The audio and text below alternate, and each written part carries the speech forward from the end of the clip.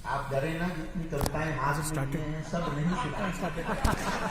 उन्होंने वादा किया है कि एक आध ही सुनाएंगे, और लंबी कविता सुनाना कोई अच्छी बात नहीं है। ऐसा एक बार एक कवि ने बहुत लंबी कविता सुना दी, बहुत लंबी।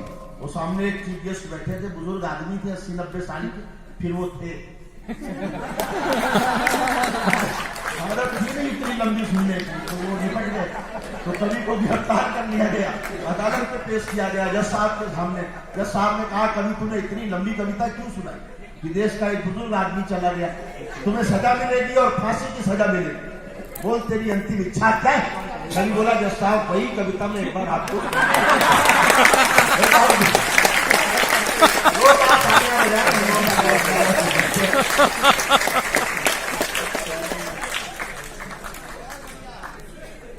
इतनी सारी धमकियों के बीच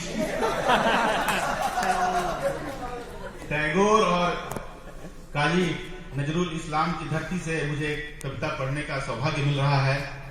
मैं आभारी हूं आदरणीय पद्मश्री डॉक्टर सुनील जोगी जी का, मंच का, और हमारे विश्व की सबसे बड़ी कोयला उत्पादक कंपनी के आदरणीय अध्यक्ष महोदय, हमारे सभी सम्मानित निदेशकगण, हमारे मुख्य सतर्कता अधिकारी महोदय, कंपनी की प्रथम महिला और उनकी अगुवाई में बैठी तमाम नारी शक्ति, उनकी गरिमा में उपस्थिति में मुझे कविता पाठ करने का मौका मिल रहा है। मैं गौरवान्वित हूं, और मैं अपनी जो योजना थी उसको थोड़ा कट शॉर्ट करते हुए इन धमकियों के मद्देनजर मैं एक कविता और एक गजल, तो कविता पढ़ने के पहले मैं एक शेर से आगाज करना चाहता हूं, एक दो चार शेर, क्योंकि कविता की कोई भूमिका नहीं होती, कविता स्वयं में एक भूमिका होती है। और कविता वो होती है जिसने छछिया भर छाछ पर जगपति को नचवा दिया था। कविता वो होती है जिसने स्वर्गाधिपति को भी बच्चों के दूध के लिए ललकार दिया था। मैं उसी कविता के हवाले से दो चार शेर पढ़ना चाहता हूं कि जबाने कट चुकी जिनकी, जबाने कट चुकी जिनकी, उनका कहां हो जाऊं। जबाने कट चुकी जिनकी, उनका कहां हो जाऊं, बस वो इतना कहूं मैं ही, उनका कहां हो जाऊं। बस वो इतना कहूं मैं ही, उनका कहां हो जाऊं। और एक कवि सम्मेलनों के हवाले से एक शेर पढ़ना चाहता हूं कि मेरी दस्तार को बहुत संभाल के रखना मेरे बेटे, मेरी दस्तार को बहुत संभाल के रखना मेरे बेटे, जाने कब मैं खाक से उठूं जिंदा हो जाऊं। और इस सिलसिले का आखिरी शेर पढ़कर मैं अपनी कविता पर आता हूं कि बहुत तरतीब से रखना, बहुत तरतीब से रखना, बुजुर्गों की रवायत हूं। बहुत तरतीब से रखना, बुजुर्गों की रवायत हूं। ये मुमकिन है तुम्हारे साथ रहूं, दुआ हो जाऊं।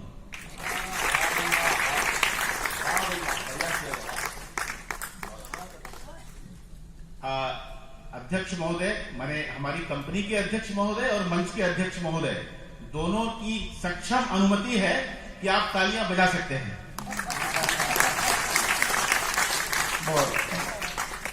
और एक कविता पढ़ता हूं। किसी शहर को देखना है तो सुबह में देखो, किसी शहर को देखना है तो सुबह में देखो, कैसे अलसाई सलवटों सी सिकुड़ी सिमटी सिमटी सहमी, पॉलीथीन के फेंके हुए थैले, चाय के खाली जूठे आवारा कप, लावारिश कागज के टुकड़े जो कल रात तक कुछ और थे, चुसी पुतलियों से बिखरे पड़े हैं, और सहमी सहमी पड़ी हैं राजकुमारियां रात की। किसी शहर को देखना है तो सुबह में देखो, सुबह में देखो, सुबह में देखो, कैसे चटक रंगों की उतरती है रंगत। सुबह में देखो कैसे चटक रंगों की उतरती है रंगत, नहा जाती है उजली धूप में कैसे रंगीनियां रात की, सुड़कते चाय के कप, वासिंदे फुटपाथ के, ठेले वाले, रिक्शे वाले, निर्द्वंद सड़क पर फिरते हम भारत के लोग। देखना है हमारी संप्रभुता तो सुबह में देखो, सुबह में देखो, सुबह में देखो बिस्लरी के नीचे फटे बोतलों का दर्द। सुबह में देखो बिस्लरी के नीचे फटे बोतलों का दर्द। झक्कास उजाले में उजली कुंवारी धूप के अलसाए रंग, शब्द स्नाता सी श्रीहीन कांतिहीन रंगों की उदास उजली आंखें। किसी अल्प विराम पे रुके हुए शब्द, किसी अल्प विराम पे रुके हुए शब्द, स्थगित फैसले, निलंबित लोग और हाशिए पे खड़ा इतिहास। देखना है तो सुबह में देखो, सुबह में देखो, सुबह में देखो हमारी संप्रभुता। उनके आने से पहले जिनकी ये सड़क है, जिनका ये शहर है, जिनका ये देश है, उनके आने से पहले देखना है हमें तो सुबह में देखो। देखो ये कविता करीब 8-9 साल पहले हमने लिखी थी जब स्वच्छता अभियान नहीं आया था, और उसी परिप्रेक्ष्य में इस बंद को लेंगे कि देखो कि कैसी कतारें लगती हैं गलियों के पिछवाड़े, रेल लाइनों के किनारे, बगल की झाड़ियों में संलज्ज ललनाएं कैसे निवृत्त होती हैं, कैसे परिभाषित करती हैं संविधान की धाराएं, कैसे लिखती हैं हमारी मृत संवेदना के जीवंत अध्याय। देखना है तो सुबह में देखो, किसी शहर को देखना है तो सुबह में देखो। और आखिरी बंद है कि रात सुला देती है, रात सुला देती है, सुबह जख्मों को जगा देती है, जगा देती है बिमली के फ्रॉक की पैबंद की फिक्र, ननकू के जूतों की जरूरत, बुढ़िया माई की खांसी की सिरप की आरजू, बाबू के चश्मों की मरम्मत और कंधे पे हिंदुस्तान लिए फिरने वालों के दर्द। देखना है तो सुबह में देखो। और एक आखिरी बंद है कि देखना है तो देखो। मैं बहुत डर डर की कविता पढ़ रहा हूं, कहीं वो घटना हो जाए। इतना बुजुर्ग कोई नहीं इंडिया के लोग तो जवान ओल्ड।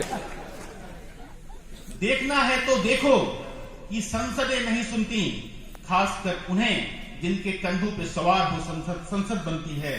राष्ट्र बोलता है, चिल्लाता है, करवटें लेता है, कभी रोता कभी गाता है, विक्षिप्त हो कभी उठा लेता है हथियार, चला देता है कभी उन पर कभी खुद पर। संसदें मौन रहती हैं, जख्मों की फसलों के बीच नफरतों के बीज पलते हैं और दर्द की गीत रात भर बजते हैं। देखना है घर तो सुबह में देखो, किसी शहर को देखना है तो सुबह में देखो।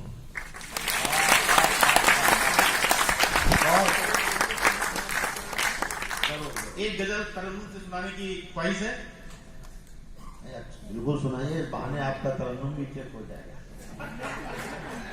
मैंने पहले एक तहत पे पढ़ने की गुजारिश की थी कि कुछ समय को देखते हुए। अच्छी कविताएं हैं, एक बार तालियां बजाएं, सच में अच्छी कविताएं। लेकिन मेरा काम थोड़ा सहज रखना है आपको कि आप बिल्कुल तनाव मुक्त रह सके, बाकी तो सब अच्छा है। एक तरन्नुम से सुना देता हूँ गजल। गम छुपा आँख में बस हंसा कीजिए, गम छुपा आंख में बस हंसा कीजिए, जिंदगी है किताब बस पढ़ा कीजिए, जिंदगी है किताब बस पढ़ा कीजिए। कब तलक अश्क बन के रुलाता रहे, कब तलक अश्क बन के रुलाता रहे, गम गले से लगा मुस्कुरा दीजिए, गम गले से लगा मुस्कुरा दीजिए।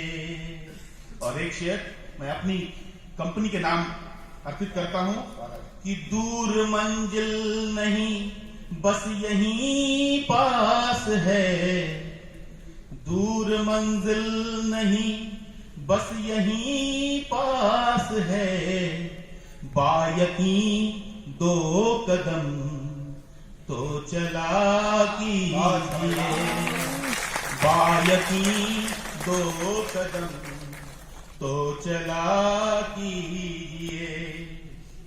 और एक सच्चा शेर है कि कल कहां कौन हो ये किसे है खबर, कल कहां कौन हो ये किसे है खबर, कल कहां कौन हो ये किसे है खबर, आज का दिन तो है बस जिया कीजिए, आज का दिन तो है बस जिया कीजिए। अच्छा, और एक शेर हमारे नौजवान दोस्तों के लिए, बुजुर्ग भी इस्तेमाल कर सकते हैं, मैं पढ़ देता हूं। मर्ज इश्क हुआ, मर्ज इश्क हुआ तो हुआ बस हुआ, अब दवा लीजिए या दुआ लीजिए, अब दवा लीजिए या दुआ लीजिए। जाने मंजिल कभी यूं मिले ना मिले, जाने मंजिल कभी यूं मिले ना मिले, आप तो बस सफर का मजा लीजिए, आप तो बस सफर का मजा लीजिए। और सर ये आखिरी शेर अच्छा है, स्वागत है, स्वागत। आखिरी शेर है। और लोग खुश हुए। दिल की दुनिया तो यूं भी बड़ी है प्रकाश, दिल की दुनिया तो यूं भी बड़ी है प्रकाश, दिल की दुनिया तो यूं भी बड़ी है प्रकाश, दिल से अपने कभी तो मिला कीजिए, अपने कभी तो मिला कीजिए। धन्यवाद। भरपूर तालियां बजाएं आप ओमप्रकाश जी की। कविता के रंग अच्छे थे, कविता भी अच्छी थी और गजल भी अच्छी थी। और अब मेरा ध्यान गया है कि वो तो पूरी किताब लेके आए थे। बाद में उन्हें पता होगा वक्त बे वक्त